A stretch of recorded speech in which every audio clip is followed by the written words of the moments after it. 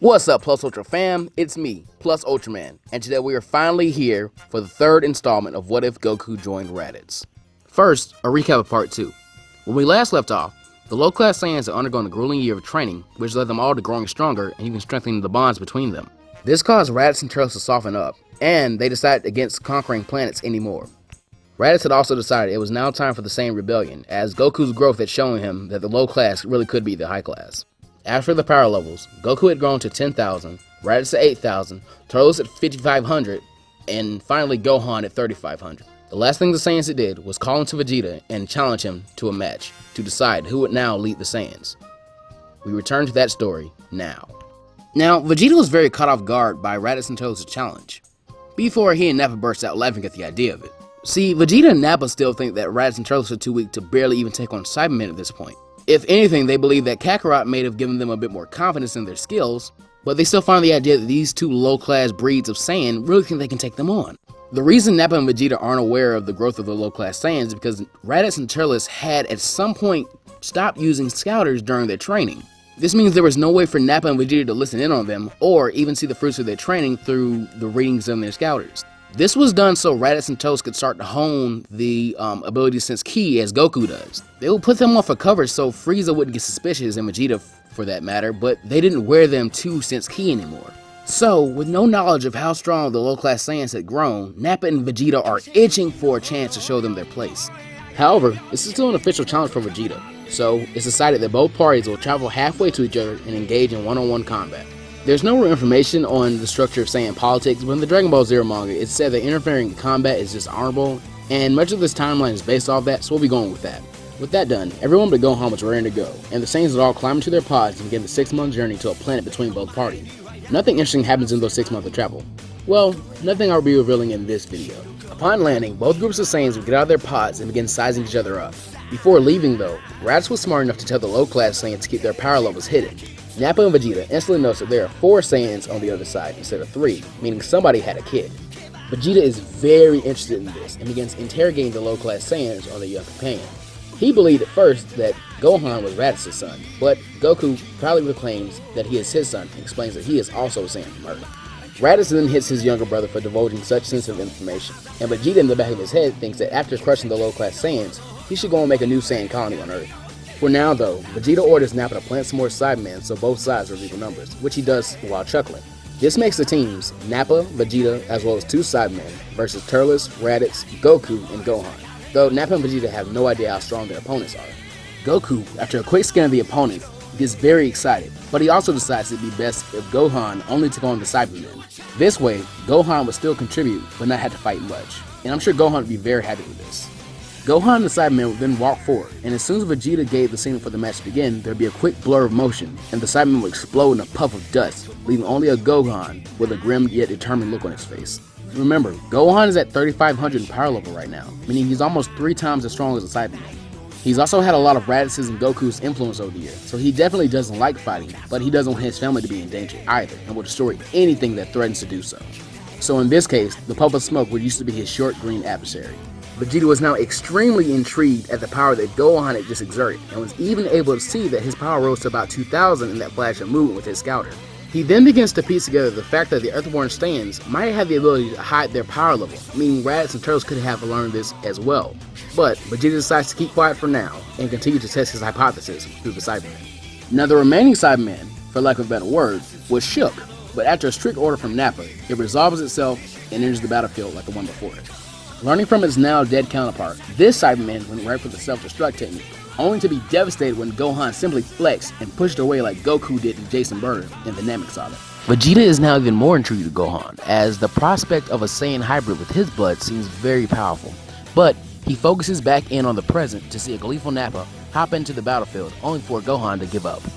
Giving up got Gohan insulted by Vegeta and Nappa for being a coward, but he received a lot of praise from Goku and Raditz, who were proud of his growth and willingness to fight. Turles didn't voice his pride, but he was very proud of his pseudo-nephew.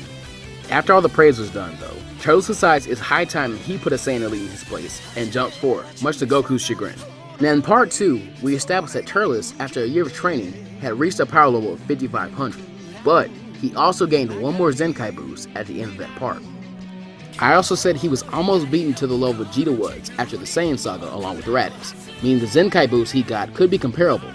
Vegeta went from 18,000 to 24,000, and that's a 75% increase, so we'll apply a 50% increase to Turles and Raditz. Turles then decides that he really wants to humiliate the Saiyan elites, and instantly powers up to his full potential, which frightens Nappa and pisses Vegeta off, causing him to break his own scouter.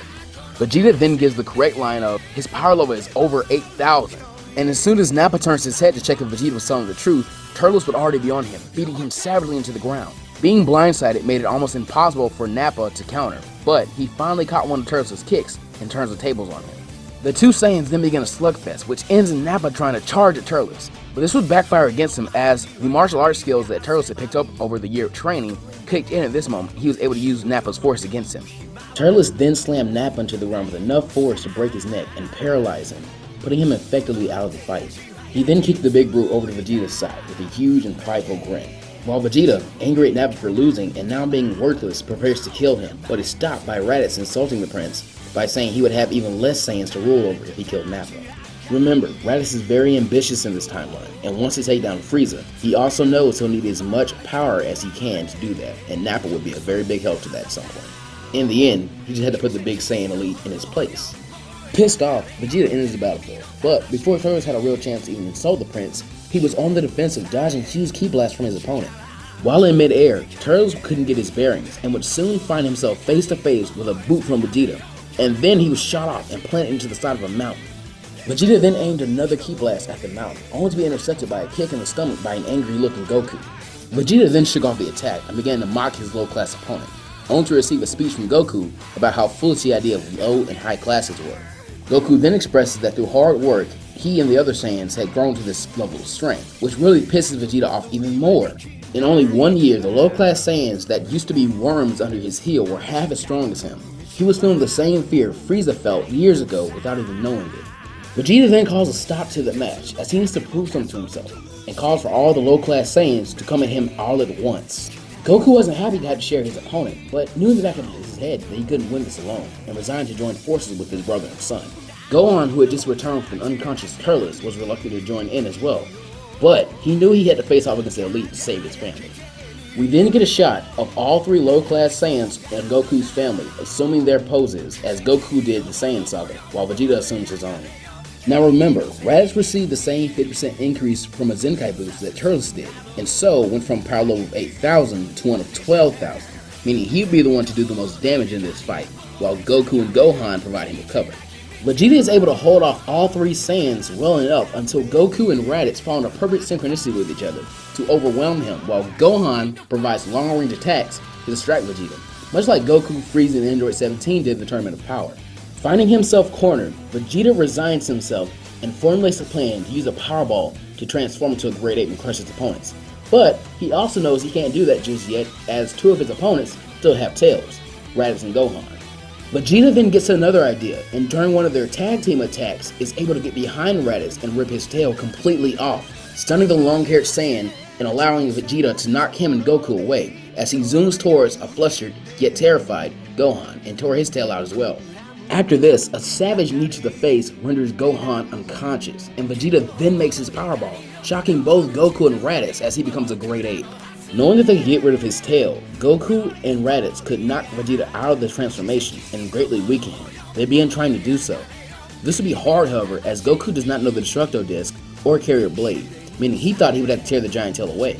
And so begins a reenactment of King Kong as Raditz and Goku fly around Vegeta, blasting him away to try and distract him enough so one of them can get his tail and pull it off. This is barely doing any damage, and they're finding it very hard to grab Vegeta's tail. He's completely aware of their plan and knows to shake them off anytime they get around it. This continues until Raditz notices something behind Vegeta and gets a very clever idea. He then fires off a double Sunday right into Vegeta's eyes, blinding him for a second, and then Vegeta would feel a giant hand wrap around his tail and a huge foot collide with his back as his tail was ripped painfully out. Vegeta had forgotten about Turles and his tail. This is the same tactic that Turles and Raditz use in the tournament for the young Saiyans that we see in Dragon Ball Zero. While falling out of his transformation, Vegeta is smart enough to cut off Turles' tail with a Ki Blast, but he does not fall on him like Gohan did in the Saiyan Saga. Now, with both sides beaten and exhausted, they all face off one final time, Turles, Raditz, and Goku versus Vegeta. But before they could continue their world-shaking battle, they'd all freeze, feeling an absolutely enormous power level, and a terrifying one at that. Frieza was on his way. Remember, Vegeta somehow picked up the ability to sense ki naturally after leaving Earth, so in this case, I'm just going to say that he has guessed how to do it and hasn't honed the ability yet. But you don't need to be super accurate with ki sense to tell that Frieza has a big-ass power level. Vegeta then began to laugh and gloat hysterically, thinking that Frieza must have been bored and wanted to see his victory against the low-class Saiyans. But his laughter ended once he saw the huge supernova attack form over Frieza's spaceship and began flying towards the planet. At this moment, Raditz, Vegeta, and Turles all realized the truth about the destruction of planet Vegeta. Frieza was here to finish off all the Saiyans at once. He really was afraid of the Super Saiyan legend. While the older three Saiyans sadly accepted their fate, Goku decided he would not accept this, and formed himself into the Kamehameha stance and began charging up the strongest one he could. Seeing this, Raditz and Turles decided to overcome their fear and join their younger brother, Raditz firing off a huge double Sunday, and Turles firing off his Kill Driver attack.